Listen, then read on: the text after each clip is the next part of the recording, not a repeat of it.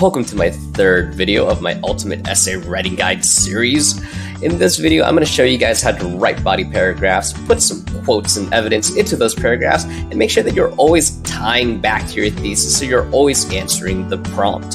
So hopefully this is going to make sure you guys get really good grades and you're really strong in your papers and your writing. So next in my wacky list of acronyms, now that we're done with HIT, hit intros, we're going to be going into CEER paragraphs, or CEER paragraphs. If you guys are in science classes, you guys might recognize CER, which is claim, evidence, and reasoning. It is basically the same thing, so hopefully there's a lot of overlap. And when I think about my CEER paragraphs, I think about them like a sandwich. Remember that your thesis, your main argument, answering that prompt is what holds your entire essay together. So make sure that your paragraphs are just like a sandwich. Make sure that you're going to sandwich your content, your evidence, in between the thesis, the answer to the prompt. I'm going to be showing you guys how to do that. So in this CEER breakdown, I'm going to show you guys that you guys are going to need a claim. So that's going to be one of the points that you can argue from your thesis. You're going to need evidence to back up your argument and show some kind of proof. You're going to have to explain. So explain some of the context to help your reader understand what your evidence is all about. And finally, explain your reasoning. How does that evidence prove your point and back up your argument? And so for the purpose of our CEER paragraph example, I'm actually going to steal from one of the thesis statements that we came up with in one of my previous videos. So remember, your claim is going to be one of the points that you can argue from your thesis statement.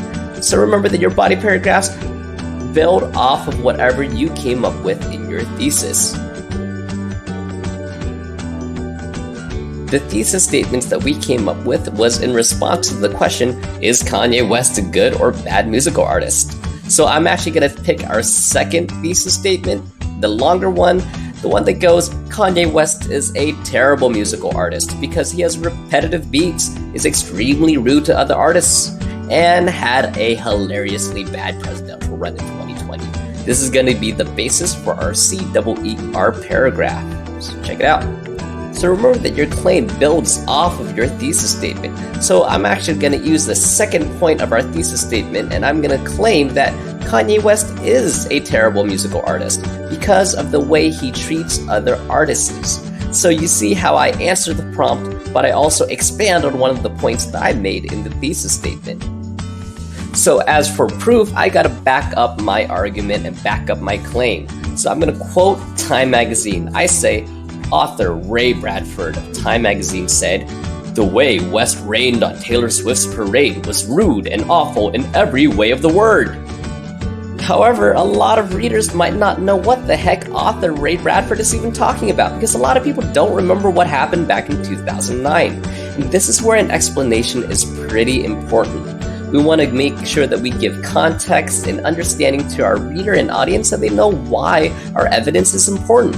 So in our explanation, we say, the quote from the magazine refers to the time when Kanye West barged onto stage and interrupted Taylor Swift's VMA award mid-speech. And finally, now we gotta explain our reasoning. How does this prove our point that he's a terrible musical artist?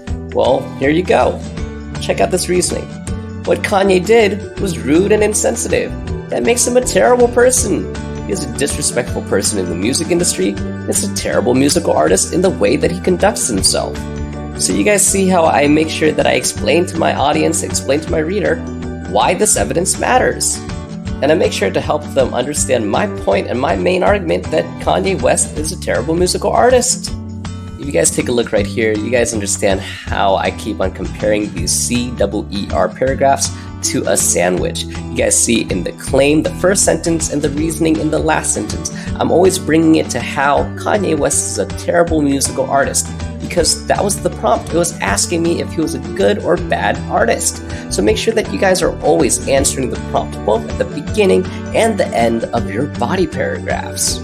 So in case that didn't make enough sense for you, here's one more example to show you guys how to make sure that you always should have your thesis, the answer to the prompt, running through your entire essay, especially in those body paragraphs. And now for our next example, we're going to come back to a prompt that we all should be pretty familiar with right now. Is console gaming better than PC gaming? So for this CEER paragraph, you guys see that we start off with a strong claim that answers the question as a part of our thesis. PC gaming is the best type of gaming, while console gaming is utter garbage. So you guys notice how I answered the prompt right there in that first sentence.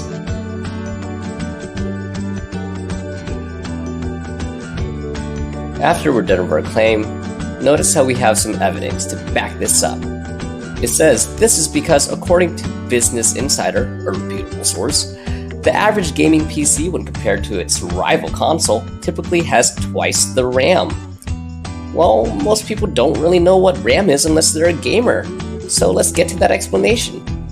RAM stands for Random Access Memory, which is what allows devices to work faster, more efficiently, and to avoid crashes. Alright, so that helps people who aren't big into computers or video games to understand what the heck RAM is. So remember, that context, that explanation is important. So let's get to our reasoning. Having more RAM gives the PC an advantage over consoles in performance. This evidence proves PC gaming is the best type of gaming there is. And just like a good sandwich, this CEER paragraph answers the prompt in the first sentence, PC gaming is the best type of gaming, and by the end of the paragraph, it repeats itself again. PC gaming is still the best type of gaming.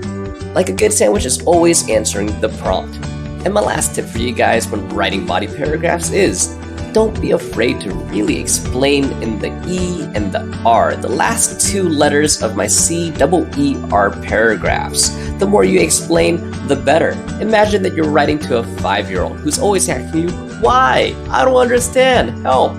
Right? So that even a 5-year-old could understand the argument that you're making.